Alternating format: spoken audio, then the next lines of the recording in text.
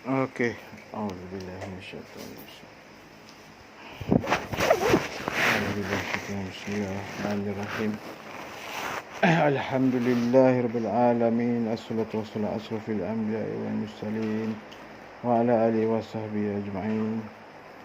Rabbi shrah li sadri wa yassir li amri wahlul 'uqdatam min lisani yafqahu qawli. Bismillahirrahmanirrahim. Allahumma aftah alaina hikmataka wa anshur alaina min khazaini rahmatika ya arhamar rahimin. Bismillahirrahmanirrahim. Asyraka nurullah wa zaharaka nurullah wa sabata amrullah wa nafahaka wa tawakkaltu ala Allahi ma sya Allah la hawla wa la quwwata illa billahil aliyyil azim. Allahumma shalli ala sayyidina. Okey, alhamdulillah kita bertemu lagi bagi sesi tawajuh untuk bulan Julai. Jadi dapat kita bertemu lagi dalam halaqah zikrullah dan majlis ilmu yang tak seberapa ni lah. Jadi sebagaimana yang kita buat bicara di dalam WhatsApp, kebetulan tajuk bulan ni kita sentuh sikit lah, bukan tajuk kafiat lah. Tajuk kafiat mungkin akan datang insyaAllah. Kita sentuh bab fikrah ilmu tasawuf lah. Maknanya yang ada input value added kepada perjalanan. Kita tak payah ceritalah yang luar pada bidang. Itu masing-masing hak lah, nak belajar tak masalah. Cuma yang termasuk ke guide ataupun sama-sama kita saling mengingatkan adalah poin-poin yang kita dapat input kepada fikrah dan hati untuk dia membina balik diri kita ni menuju takarub ilallah, maknanya menjalan qudsiyah, kehabiran kita kepada Allah Subhanahu Wa Taala. Jadi dalam kitab Al-Luma' karangan Al-Nash, satu ulama sufi lah, dia menekankan kepada pengertian hal dan maqamat. Hal dan maqamat ni dua perkara yang berbeza tetapi saling melengkapi lah kepada hati manusia. Okey, cuma sentuh kepada perkara yang disebut hal atau ahwal. Jamaknya ahwal lah, maknanya hal. Perkara apa dia kata? Hal-hal yang terjadi kepada batin diri yang halus di dalam hati manusia. Apa yang mana ianya adalah dianugerahkan Allah melalui waridnya ataupun buah-buah natijah amal.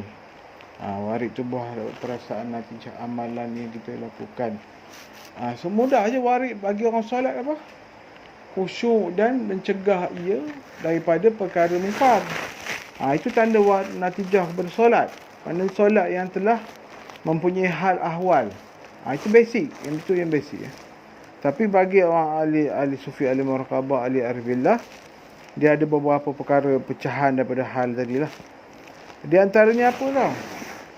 Yang kita tengok daripada kafiat zikir yang kita amal tu, daripada amalan zikirullah yang istiqamah, yang khususiyah, yang ada sanad dengan para masyair dulu, yang bertali kembali kepada Rasulullah SAW. Bahkan itu adalah salah satu langkah awal untuk kita mendapatkan hal. Hal apa tu? Perasaan kekuatan rohani yang sampai. Okay. Hal yang pertama yang mudahnya, setelah kita berzikir, kita ada belajar kaedah muraqabah kan. Contoh yang asas muraqabah uqubillah. Itu antaranya antara bentuk hal lah. Syekh Ahmad Muhammad Ibnu Al-Husain Al-Jurairi mengatakan jalan takarub ada dua bahagian. Pertama, kita melatih jiwa kita kepada memandang ihsan kepada Allah Subhanahu Wa Taala. Maknanya tadi contoh kita dalam proses tawajuh tadi ada ihsan. Sebagaimana kita faham dalam rukun ihsan, apabila kita beribadah, merasai bahawa kita melihat Allah, musyahadah dengan Allah. Sekiranya tak mampu, kita cukuplah muraqabah, merasakan Allah memerhati kita, menilik kita. Itu dalam dua bentuk muraqabah tadi. Yang seterusnya, hal yang seterusnya, khauf. Pasal kalau kita dalam stage orang yang start melatih hati dia bertakarub melalui zikrullah, muraqabah, memikirkan kebesaran Allah, pertama dia akan datang khauf. Apa tu khauf? Khauf tu perasaan gementar, takut Dalam Al-Quran sebut, sesungguhnya orang beriman itu tandanya apabila menyebut nama Allah maka bergementarlah hatinya. Ada yang faham umum, khauf ni dia kata bila sebut nama Allah takut. Adakah takut kita sama macam takut gajah, kelekang, rimau? Tentu sekali berbeza. Khauf ni dia akan datang dalam bentuk pada hamba, hati kecil hamba seseorang tu tak samalah. Khauf tu pula dalam ulama sufi memecahkan ada lebih kurang 3 bentuk lah. Yang pertama khauf yang qasyir dipanggil. Khauf yang qasyir ni khauf yang terlalu takut tau. Sampai pecah hati dia. Apa tu? Bukan qasyir ni bukan makna. Maaf.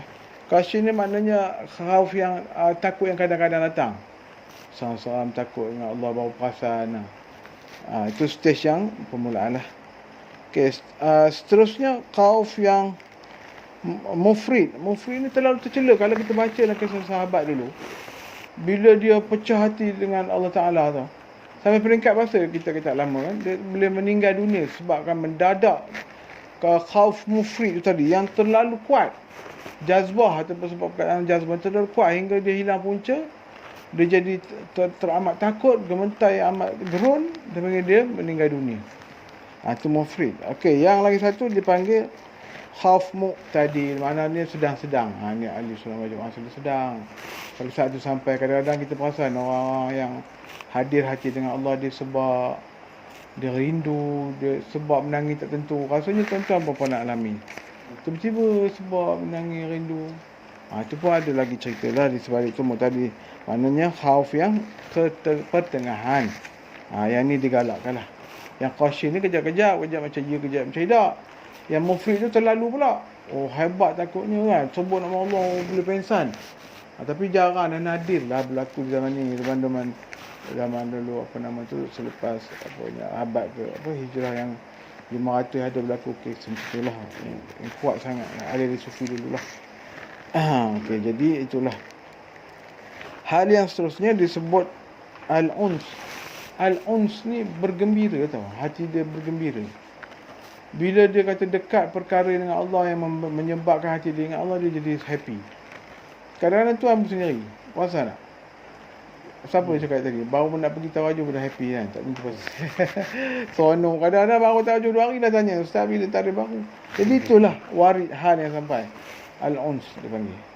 Al-uns perasaan bergembira yang tidak ada, kadang-kadang tidak diketahui punca dia, tiba-tiba terbit gembira. Lagi satu disebut dalam ni tu'maninah. Mana keadaan dia dalam tu'maninah tu dia nisbah kepada kalau kita perhatikan dalam kafir uqubillah, dia dalam tu tenang. Dia selalu dalam wala kita tengok tu'maninah dalam solat.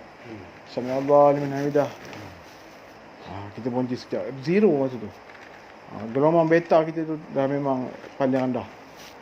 Allah baru dia ni. Itu tu'maninah. Jadi sifat tu'maninah tadi bukan sekadar dalam solat tau.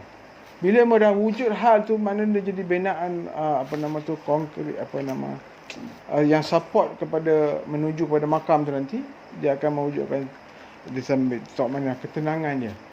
Sebab istilah ketenangan ni banyak sangat, cuma kita nak faham keadaan ni. Tu'maninah ni bila kita dalam contohlah simple, kita dalam keadaan gawat ke apalah, kelang kabut, kita jadi tenang, relax kan. Kalau orang awam dah kelang kabut dah tu. Contoh apa meletup apa tiba-tiba kan. InsyaAllah kita akan dapat hal nanti. Maknanya dia tenang dan tiada was-was dan tiada khawatir, bersih jiwa dia. Okey. Terbitnya daripada zikir tawajuh dan usaha amalan ibadah kita lah. Kalau anda kata amalan dia tu selalu tetap malam bangun tahajud, itu tak amalan dia. Cuma kita ni menekan pada zikrullah dan menjadikan ia daimun, menjadi trust kepada, mana menjadi piping trust pada apa amalan yang kita buat. Bukan dikatakan pula dah habis duduk dalam zikir tak semayang pula, tak puasa tinggal. Tak. Dia menguatkan, strongkan lagi. Dia kenalkan lagi. Masing-masing ada kekuatan puasa tu jalan on. Tak ada hal. Kita tak nak dengar ahli kulit, ahli hakikat, rambut dreadlock apa ke. Tak perlu siapa lah orang lain. kita selalu menunjukkan hakikat kita seolah-olah orang lain tu kulit. Kita tak nak. Kita jalan kita bukan itulah. Minta jauhkan Tuhan. Minta jauhkan Allah. Okey, kemudian dah sebut tadi khauf, takmaninah dan seterusnya rajak. Rajak ni pengharapan yang tinggi kepada Allah. Berbeza pula, bukan pengharapan tinggi. Aku buat dosa pun aku Allah ampunlah, apa kisah kan. Itu mengarut orang yang ghaflah ni. Pengharapan ni diikuti rajak tadi tu, pengharapan diikuti dengan usaha kita lah. Kita takut daripada kemukaan Allah, api neraka. Kita rajak kita, pengharapan kita takut, kita minta ampun. Seiring berjalan. Dia tidak ada rajak palsu, pengharapan palsu. Bukannya aku minum arak aku tak ampun, tak kisah. Aku buat bahaya orang aku pun. Dia tak ada tu. Dia kena sebagaimana dalam yang kita sembang tadi dalam surah Ar-Ra'd kan. Apabila petir dan hujan itu berhimpun satu, maka hiduplah antara takut dan pengharapan. Jadi berhimpun dua tadi. Umpama apa kata orang ahli hikmah pula? Umpama sayap kiri dan sayap kanan burung. Dua tu sentiasa membantu. Mana pula sebelah dia jatuh lah kan. Jadi itulah umpamanya dua sayap yang menerbangkan seekor burung. Seterusnya dah sentuh. Okey, dalam proses hal tadi musyahadah. Memandang pun dia sebut hal. Contohnya sebelah kita sembang lah lepas-lepas kan. Bila melihat sesuatu tu, kita tak lekas penghukum. Kita tengok apa di sebalik tu. Apa Allah nak iktibarkan. Itu pun bentuk hal. Jadi kata guru saya, tak membazir kita dengan Tuhan. Gitu. Tadi sekali tu dia pun nampak lawak lah. Dia kata, ada teman pun nak sumpah ulang kot. Kita Mika tengok Amoy lawa pun musyahadah lah katanya. Itu musyahadah terlayus. Dia mana nak menunjukkan walaupun cakap gurauan, tapi di situlah kita memuji al-jamal. Jadi tak ada rugi lah. Kita tengok apa nama ciptaan Allah. Jangan dengan buat aliyah tu lain lah katanya.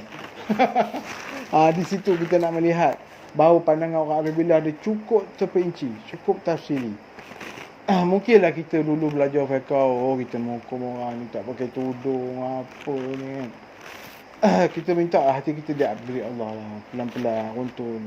Bukan maknanya teman menolak syariat dah. Kan ada yang bawa fitnah pula. Kata teman tolak berhukum syariat. Kacau bilang. Maknanya mengatakan dia dalam bentuk hal musyahadah. Bukan bila dia buat-buat. Mesti ada digagahi dengan amalan kita, kudrat kita yang dimajazikan Allah kan. Macam tuan-tuan lah, ada duit, ada gaji, datang sekali, ada tenaga kan, bawa kereta, datang sini, usaha satu bentuk jihad dalam menuju pada jalan Allah Subhanahu Wa Taala. Okey, dan seterusnya hal yang bernama syauq. Syauq ni cinta, rindu atau al-aish. Al-aish tu kerinduan. Kita dah merasai bahawa melihat dengan pandangan mata hati kepada Allah menjadi satu kerinduan pula. Dalam satu hadis sebut, sesungguhnya orang mukmin itu merindui kematian. Macam mana ni? Aku sebut mati takut. Waktu kita fikir cara normal lah. Waktu kita mungkin yang lepas-lepas dah takut mati kan. Orang kapan. Tapi Nabi sebut, sesungguhnya orang mukmin itu merindui kematian. Apa yang dia katakan rindu Rasulullah tu kan. Jadi yang kita dapat hal tu merindui kematian. Bukan kita rindu nak bunuh diri. Itu bukan, itu mengarut. Maknanya kematian tu dikatakan satu pertemuan yang sejahtera. Hati dia sentiasa merindu ya Allah. Cuma bagi orang yang dalam keadaan sir, khafi ni, dia tak tunjuk. Dia steady dalam batin dia jumpa orang. Tapi yang bahaya ni, yang melompat-lompat tu. Dia dapat syok, dia melompat. Ya Allahu Akbar. Teman pun nak tengok, ini cerita betul. Kata kawan tarikat Syaziliyah lah. Dia nak ziarah guru teman membawa ke makam kubur kan. Dia daripada aliran Chistiyah ni, dia Syaziliyah ni jihad. Dia tengok kubur guru teman makam, dia dapat current tu, jazbah. Teman selama ni faham jazbah daripada kuburan rohani orang meninggal, orang yang dalam tauhid. Memang kuat. Tapi bagi orang yang kita dah diliputi oleh nur syarah khafi ni, steady dia. Tapi disebabkan dia tak dapat menerima kekuatan jazbah, dia menjerit Allahu Akbar, Allahu Akbar. Dia dah macam orang nak rasuk di kubur. Kalau orang tengok fitnah kan. Pak Amar datang Pak Amar, tepuk-tepuk dia, relax lagi. Dia tak dapat menerima injection daripada lempahan kuburan tadi. Itu bagi orang-orang yang Wahabi, dia kata kita pemuja kubur pula. Sedangkan kekuatan rohaniah yang orang beriman kembali kepada Allah, setiap kubur tu dia punya energi dia. Energi yang baik, soleh, lempahan. Macam mana orang ambil tabaruk, orang makan rasul kan, pegang dinding menjadi dia. Tadi kita orang yang tak menalami jalan ni, menyelami dia akan fitnah Wahabi nak pemuja kubur sufi. Minta nombor lah, buka-buka hala ditudung je kita. Padahal tak, lempahan. Dan Rabitah disebut dalam satu ilmu tasawufnya, Rabitah kubur namanya. Mempertautkan hati kita kepada rohani, orang yang kembali, orang yang soleh. Bukanlah pula orang yang toleh lah, orang yang buat fasik. Tak boleh lah, tak mahu ni. Dia cuma merasa sendiri. Kau makan untuk kenali, makan Syekh Abdul Wahab, makan Syekh Daud Bukit Abbas. Kebetulan teman dia bawa oleh Pak Amar menziarahi kuburan orang-orang dulu kan. Dia suruh praktik terus. Macam mana betul bawa. Rasa feel dia. Kadang-kadang kalau ada peringkatnya, kalau dia izin Allah, kita dapat berhubungan, berdialog. Bahkan dia bertanya khabar. Kita rasa pertautan tu kuat. Janganlah berterai kalau tak ada pergi kubur atas siapa-siapa pula kan. Itu kalau digalakkan pergi kuburan orang kata yang contoh orang yang terkenal dengan kesolehan ni, tak apa pergi dia lah. Kita ambil lempahan. Cuma yang diteketuti kalau kita gagal mengawal jazbah tu, boleh tergelincir lah akidah kalau tak ada guide daripada orang yang berilmu kan. Jadi kita minta kita dapat melihat pada cara wasitah pada pertengahan wasatiyah insya-Allah. Seterusnya masyaallah mahabbah. Mana hal mahabbah tu kecintaan, mana perasaan kasih sayang tu meliputi kepada rohani kita, dada kita penuh dengan rasa cinta. Banyak dia punya level. Kadang-kadang cinta pada makhluk sesama, pada kasih sayang bagi kemanusiaan, berbuat baik. Tiada buruk sangka. Mana melimpah mahabbah tu telah tinggilah. Apatah lagi dia mendapat mahabbah sebagaimana hati Rasulullah SAW. Rahmatan lil alamin. Itu title Rasulullah sebenarnya dah diberi oleh Allah, Habibullah, kekasih Allah. Mana penuh rasa di hati kekuatan jazbah dia, mahabbah tu sendiri. Bahkan ini boleh sebut dalam satu ni, dikatakan peringkat hal yang agak tabak tinggi lah, mahabbah kasih sayang ni. Dan seterusnya hal yakin. Bila kita beramal istiqamah dalam jalan ni, keyakinan tu yang membezakan. Bila kelakuan dia, keyakinan dia mutawatir dengan syarak, tak ada masalah, maka dia akan mewujudkan keyakinan. Berbeza orang yang yakin bertakbir dengan Allah Ta'ala dengan orang yang was-was. Dari segi kelakuan berbeza, dari segi perasaan berbeza. Tiada lagi syak, waham dan zon, sangka buruk, tak ada lah. Kadang-kadang antara yang biasa kita dengar baru ni kan, perasan tak peguam yang dikasih kata kita ni dicipta Tuhan lagi. Nampak tak dia nak masuk jarum was-was, waham. Siapa pula mencipta Tuhan? Kita perlu mencipta Allah. Jadi di situ dah kurangnya ilmu dan tiada keyakinan. Penyaksian hati tak ada. Dia boleh dah fikir, dia tak ya, setiap benda ada bermula katanya. Itu dinafikan oleh ulama usuluddin. Qadim, maknanya qadim tu tiada didahulukan dengan awal. Tu kena belajar sifir tu sikit sebanyak. Tuan-tuan rajin selak kitab tu, tengok kat YouTube Ustaz Fadil apa ke, Sidik Nur apa. Tu bagus penerangan dia.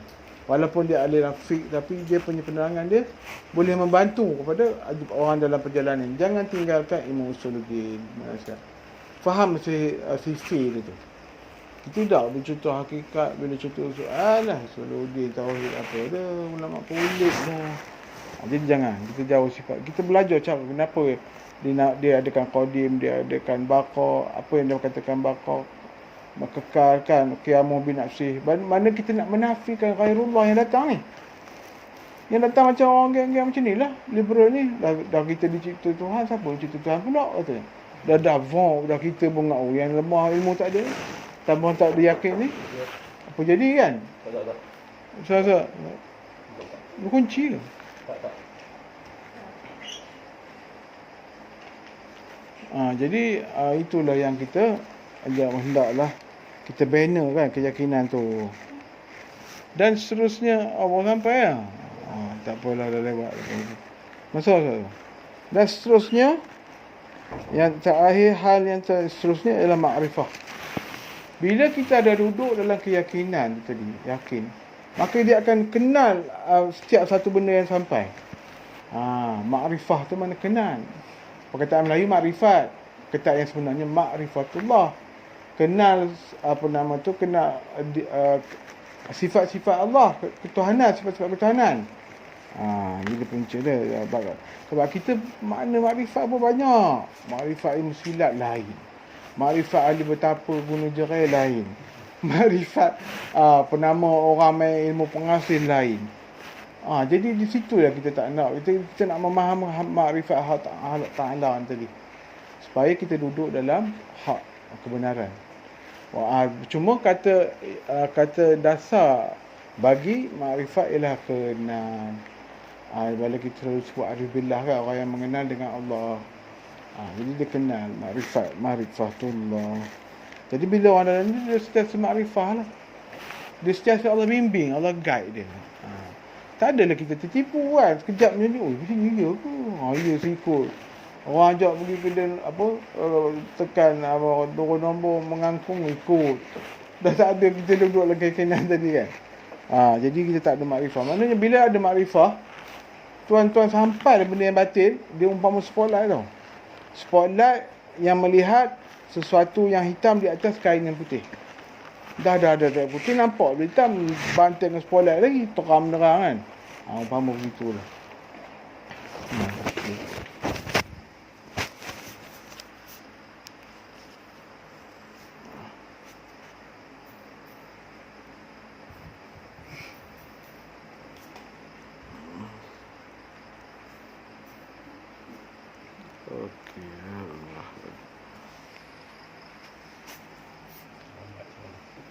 Okey, jadi 22 minit lama tengok timing je. Seterusnya kita masuk sentuh sikit lah. Sentuh sikit setelah tadi dah go through. Seterusnya makam. Dikatakan makam atau maqamat. Maqamat ni mana stage kedudukan. Kedudukan sifat manusia yang lebih kekal. Hal tadi berubah. Kena ingat hal tadi berubah. Hal tadi adalah umpama susunan batu yang kita bantu dalam Facebook kan. Yang membina, dia ada part by part membina kepada makam tadi, kedudukan. Antaranya makam apa? Yang pertama ialah makam taubat. Sebab kita kan normally orang yang tak ada faham istilah term tasawuf ni, dia kata makam tu kubur lah kan. Sebenarnya maksud makam dah kedudukan. Tempat berdiri, kata bahasa Arab dia. Tempat berdiri. Taubat apa tu? Ada pertama ialah makam taubat. Ini kembali kita kepada Allah. Kalau tuan-tuan tengok dalam kafiat ringkas Zulkifli sosial tu, pertama-tama apa? Istighfar. Kita kembali balik. Dan orang umum pula bila dia sebut ni taubat, dah tua taubat lah. Dah tua usut tu taubat. Nampak? Dia nampak proses taubat tu hanya sekali. Kita tak. Sebenarnya makam taubat adalah makam kembali daripada lautan taksir tadi, lautan kelam kepada nur bahrul yakin, maknanya cahaya keyakinan, maknanya cahaya maghfirah, dan asal dia maghfirah keampunan Allah. Maknanya bukan bekerja sekali ya. Taubat ni adalah satu pintu yang kita lalui, yang mesti dimasuk oleh para soleh yang nak bertakarub kepada Allah. Mesti masuk tu dulu. Dan seterusnya dia kata pecahan daripada makna taubat tu pula. Pertama, taubat daripada dosa dan kezulmat lah. Daripada kelalaian, hati kosong, lalai dengan Allah. Itu pecahan makna taubat yang pertama lah. Yang kedua, bertaubat daripada melihat kedirian atau ananiah kita. Ini biasalah yang disebut dalam untuk kenali pentasawuf. Jangan terlihat sampai terlihat adanya diri. Yang ni sebenarnya rahsia dalam ni adalah dalam kafi akubillah. Kalau kita lazimkan kafi akubillah tu, lenyap kita masuk dalam lautan fana. Nanti adalah diri. Ini bukan cakap. Dia perkataan, bukan cakap dan hafalan. Jangan sampai tidak adanya diri dan sampai ada ratik yang tu dah. Tak betul lah kan? Mana dia kena mengalami, memahami. Itu kata terbit daripada yakin. Jadi hal yang yakin dia memahami lah. Bertaubat daripada melihat kebaikan diri kan. Bila beramal aku boleh semayang tahajud apa 8 rakaat tengah malam kan, macam-macam lah. Dia rasa diri dia wujud. Sebab sedangkan banyak dalam Al-Quran Allah tegur orang macam ni kan. Pertama Allah tegur orang yang qari, baca Quran. Aku dah baca, dah dakwa depan akhirat besok kan. Allah kata kamu berdusta. Sebenarnya kamu baca untuk mempamerkan bahawa kamu ni qari yang sedap lunak suara. Jadi teguran Al-Quran tu kita kena perhati-hati lah. Supaya kita tidak terpalit kan. Buat apa pun nak menonjol kat orang, buat apa pun nak tarhis. Tarhis tu berhias. Kan kita contohlah orang perempuan kadang anting-anting tayar ni yang gelang tariknya ni dia nak tarhis pada orang. Jadi kita solid je kena kurangkanlah ketempelan. Dan bahkan bila kita latih, nak Allah bantu kita sampai peringkat Wak Imam pun orang puji kita, pun kita orang pitu juga, orang kutuk pun orang pitu juga. Puji tak ada memberi kesan apa-apa. Dia jadi itu. Cuma dia yang ini adalah hin kepada perjalanan lah. Tuan-tuan akan dapat lah. InsyaAllah. Kemudian seterusnya bertaubat daripada memandang selain daripada Allah. Mana tidak memandang selain daripada Allah khairullah. Mana dari hati tu kekal dalam tu. Tengok siapa pun tak nampak dah manusia tu. Mana tidak memandang selain daripada Allah. Maknanya di situ setiap perkara kita melihat maknawiyah, hakikat di sebalik apa yang kita pandang. Bukan ada pandangan kosong lagi dah. Mana itu diisbatkan tu, fikir sosial tu diisbatkan tu. Sebab dalam isbat ada nafi dia. Maka yang menafikan itu khairullah lah, selain daripada Allah. Dan perkara itu warid makam itu bukan dapat dalam setahun dua. Continue. Teman dulu baca tu, kita tinggi-tinggi tapi tak apa ni, faham kan? Bila kita menempuh, dia katakan solid tu tadi kan? Menempuh suluk, baru kita nampak satu. Dan jadilah kita orang yang sempurna imannya, teguh jazam tahqiq. Yang kita ni kan, supaya kita tak ada masuk dalam apa yang disebut dalam Al-Fatihah, surah Al-Fatihah, orang yang zalim dan orang yang sesat kan. Hari-hari kita rayu Allah kan, supaya kita tak masuk dalam tu. Orang kita duduk dalam ihdinas siratal mustaqim, jalan yang lurus. Semua ada hakikat dalam surah-surah tu. Okey, taubat sebagaimana kita faham, taubat orang yang umum istighfar. Tapi bagi tahap taubat orang khawas,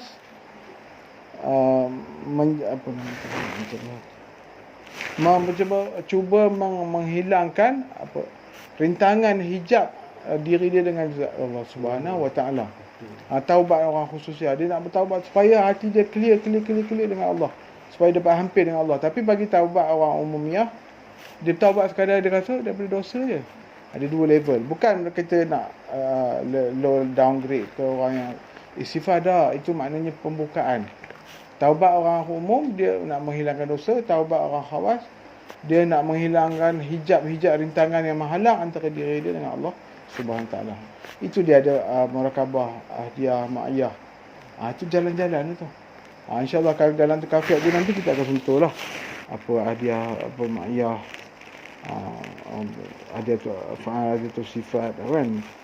InsyaAllah kita sentuh sikit-sikit sebanyak.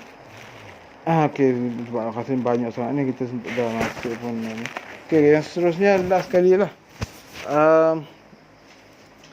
Dikatakan makam zuhud. Zuhud ni pun banyak juga pengertian.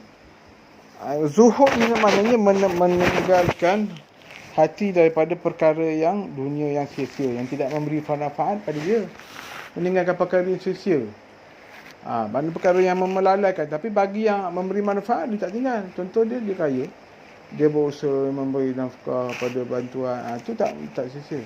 Jadi maksudnya kita meninggalkan dunia daripada hati kita, menanggalkan.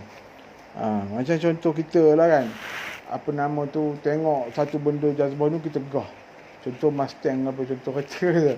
Kita gah, kalau aku dapatnya aku bawa balik kampung. Dia tak mengingatkan. Cuma kalau kita bagi orang bila, dia masyadah juga kata Mustang tu. Macam tu man cerita. Minat juga, tapi kita nak melihat benda nikmat. Natijah dunia punya buah nikmat, ya Allah, Allah bagi kan. Dia dapat macam tu. Dia tak ada, kita bila kita tak ada zuhud ni memang problem lah. Orang kaya tak zuhud macam-macam lah. Dia boleh pecah manah, dia boleh jadi rasuah. Dia makna dia kata duit tu boleh bekas kan, memberi impact pada dia kuat. Jadi kita tak ada, orang yang tak ada kedudukan makam zuhud ni, dia rugi kat situ lah. Bahkan bila dia dapat qanaah zuhud, tu dia punya cabang-cabang, dia akan merasa nikmat dengan Allah Ta'ala. Dia tak ada merasa nikmat selain daripada Allah. Dia tak ada terlalu nikmat. Contoh naik MERS ke apalah, rumah besar ke, dia tak memberi impact yang kuat pada hati dia. Dia melihat bahawa nikmat ni adalah kurnia Allah dan dia cuba maksimiskan manfaat untuk sesama manusia. Itu kan. Macam teman tengok siapa kata Rida kan, dia buat dewan, ajak tahfiz, mengaji setiap bulan kan. Itu dia manfaat kan lah. Mana orang yang zuhud tu dia menanggalkan dunia daripada hati dia, bukan meninggalkan terus. Ada orang salah faham. Dulu kes apa dulu kan, zaman 80-an dulu zuhud, TV buang, kusyen buang, katil buang juga terlantai. Tak sebut jemaah tu ada berlaku sedemikian yang agak tersasar kan. Mungkin ada guru disalah bagi maklumat tu. Jadi kita bukan je, kita gunakan, bawa ada motor RZ apa, bawa power untuk bagi tawajuh, okey kan. Kereta besar tak, kita guna maksimal untuk ni kan, untuk kena redha Allah. Jadi tak timbul isu kita nak bertarhis. InsyaAllah kita latih lah. Banyak lagi ni, sembang sambung lah. Jadi kita sentuh sikit lah, kita bukan pengajian pondok apa, sekadar untuk membantu fikrah kita dalam perjalanan ni. Pasal dalam perjalanan ni banyak dia punya halangan, bukit bukau dia. Jadi bagi jalan supaya kita dipermudahkan Allah lah dengan ilmu-ilmu. Kita tak tinggal ilmu kitab apa semua tu, kita ambil semua. Cuma kita memanah secara arilah, itu je. Dah ada ilmu pun tak ada, bongkak kan, tibai sana, tibai orang sini. Kita tak ada kan. Jadi kita gelak-gelak pun dalam WhatsApp, wah tak apa, lebih kurang. Kita steady lah. Sebab teman, contoh perangai macam ni, gelak-gelak apa kan. Guru teman macam tu. Jadi teman berkata tumpahan, lempar didikan guru macam tu kan. Time garang dia garang tu, time melawak dia melawak kan. Jadi dia memberi kata orang tu satu contoh teladan lah. Rabitah tu teladan pertautan. Jadi dah rasanya lebih sengaja ni. Ngajar lah 32 minit. Jadi insyaAllah. Sebab apa, dalam perbicaraan muzakarah pun kalau lama-lama pun tak digalakkan. Jadi cuma kita. Jadi insyaAllah kalau rasanya tak ada apa-apa, kita akhiri majlis dengan surah Al-Asr tazkirah kepada Auzubillahi minasyaitanir rajim. الذين آمنوا وعملوا الصالحات وتواصوا سبحانك اللهم أشهد أن لا إله إلا أنت سبحانك إني كنت من الظالمين. Okey. Jadi kalau kita telefon kita, saya dengan telefon